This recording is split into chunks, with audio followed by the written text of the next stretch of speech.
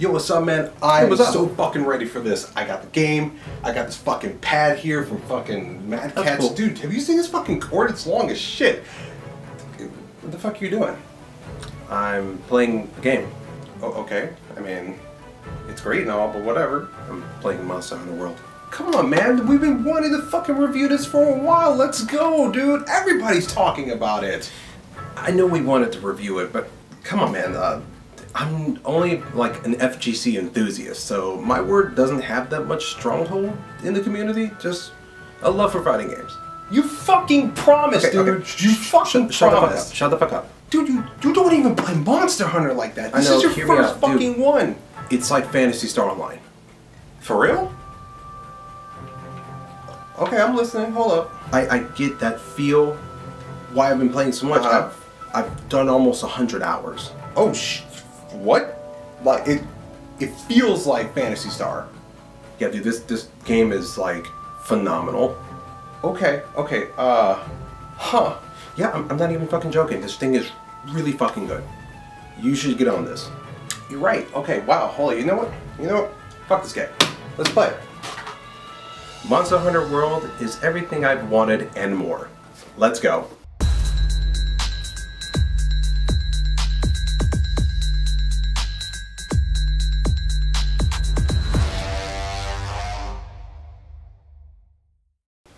Hey guys, what's going on? Tau Fury here, and oh my god, Monster Hunter World is fucking great. This game, I did not expect to be playing for a shit ton of hours. It is by far like the thing I do when I come home from work. I'm playing the fuck out of this game. I don't know how many hours I've pulled into it. Now, to be honest, DBZ Fighters was supposed to have a review, but I feel because I don't really have much of a say into the fighting game community, a review is not going to be made. I do apologize, it's just not going to happen. Get over it. Now, don't get me wrong, Dragon Ball FighterZ is by far a really fucking solid game. Like, I still put some hours into it, but not as much as fucking Monster Hunter World. So, if you haven't gotten DBZ Fighters yet, go get it. It is fucking good. This is also 10 out of 10. 2018 started out strong as shit. And by far, it was like, oh my god, I'm already broke. I haven't even gotten one of my other games that I wanted to get, which would be Gintama Ranbu, which also is my favorite anime of all fucking time.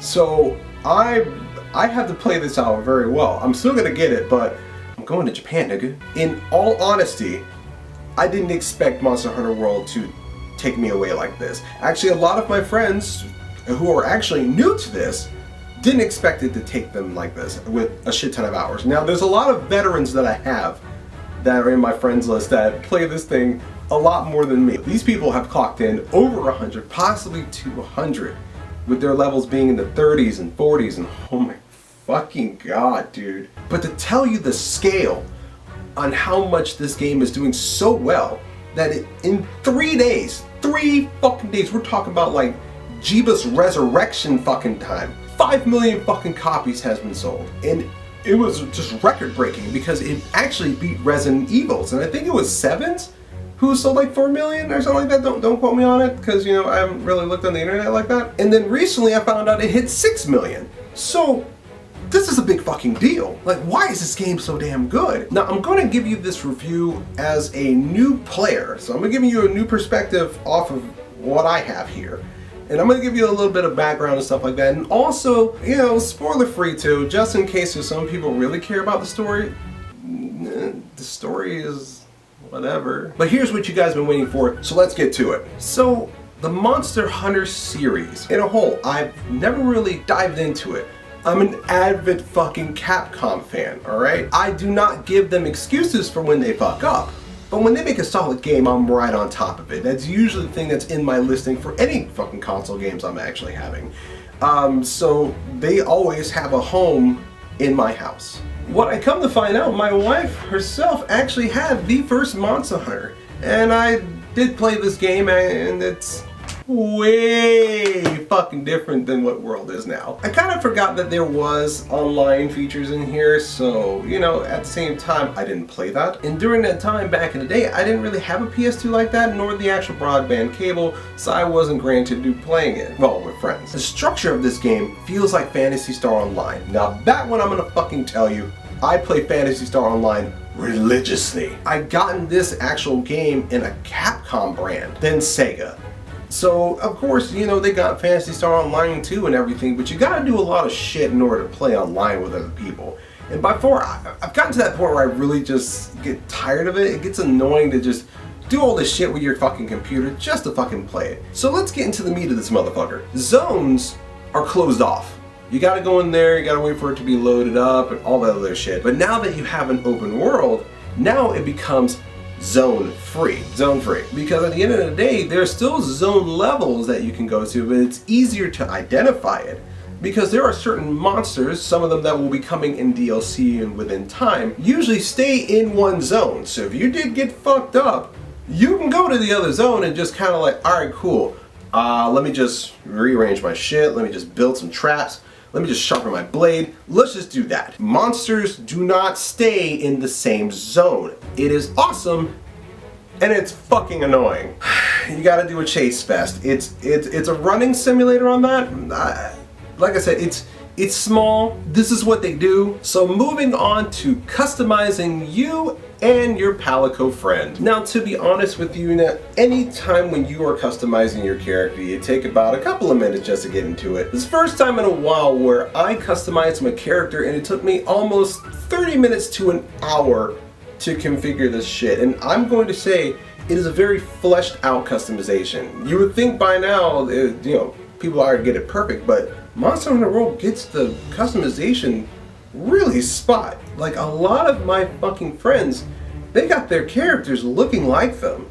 Now, some of them actually were just like, hey, I'm a dude, so I'm gonna play with a chick, or I'm a chick, and I'm gonna play with a dude. That's fine. I mean, you know, you can do whatever you want. There's some people that do My Little Pony builds. One of my friends has actually wanted me to do a Pinkie Pie one. I mean, there's a fucking default build right now. If you were to play the game, there's a Tommy Wiseau lookalike. I'm not even fucking joking. You ain't gotta do shit. The dude's pale, greasy fucking hair, and whatever fucking face God decided to slap on him. And there you go, you can play as that. Now there's one thing I do like about this. I am recently a cat owner by 2 years. I've actually implemented my cat into the game, and the customization for that one is pretty cool too. I mean, she looks just like it's just a big ass fucking version of my cat. And of course, I did place her name in there. Boop boop. My cat actually comes to me when I am playing this game. When I'm playing any other game, she does not come around. But when I play Monster Hunter World, she's around me. So I think she knows that she's in the game. As we're getting into this right now, I'm going to say this, but this game is going to give you a shit ton of tutorials. But I'm going to tell you right now, after a while, after a few missions, you're kind of going to get the gist. So for new people that are getting into it, please, duke it out. Don't worry, it's going to get hella better. And when you have friends, it's gonna be even better than that. Like this, fuck, I love this game, dude. Once you get a grasp about the story, once you get your characters in there and your cat in there as well, the next thing is choosing your fucking weapon. And there is an array, various types. Like, it is fucking vast. Shit tons, there's hundreds and hundred variations of weapons you can do. And that, I'm gonna leave that to you. You know, and these are stat builds. This is an RPG. When it comes to the weapons, I mean, oh my god, dude, I haven't even, like, I touched a couple of them, but there's some that I swear upon. So if you're a fan of the insect glaive, longsword, or even, like, you know, fuck, dual blades, the ones that I'm fucking 2,000,000% on is the fucking switch axe, the charge blade, the hunting horn, which I kind of just walked into it because I was really curious, because a lot of people like this weapon, but they don't really use it like that. It's like the least being used. But I come to find out, people, you know, veterans that are out there, say that the hunting horn is like a bard with a hammer. So the note moves or note combos that I'm looking at is all based on, of course, which buttons that you press. So it's not like you gotta learn music in order to do this. It's just a certain format of how you play it, and you do buffs. You can do also like status changes, or you can even heal your team. I never thought I could say this, but supports in any kind of games have been getting really good. Like, I'm not a support person by any means. I'm not a healer. But these new games that have been coming out have been really defining the healer, which is fucking great for me. Now we are gonna get into the negative part about it. It's not as bad as you think, but it was very annoying. Like, very fucking annoying. When it comes to the online feature, it looks like it's actually been a thing like this ever since the beginning. A session ID, you could join in with your friends. In the first couple of weeks, it was damn near impossible to try and get into the servers. Now, I guess they didn't expect a huge amount of people to get this game, which is really understandable. That shit happens. I'm really over it at this point. But it was just ass on tits hard to just find a friend or join a friend, getting with your squad. And of course, you know, and I didn't know that it was also an Xbox thing too, so I was just mostly blaming it on PlayStation because the network's ass. I mean, to be fair, PSN network on a regular basis, without even being on any games or anything like that, is pure fucking booty butter. But after a while, it just wasn't really explained on how online was implemented, and that's totally fine.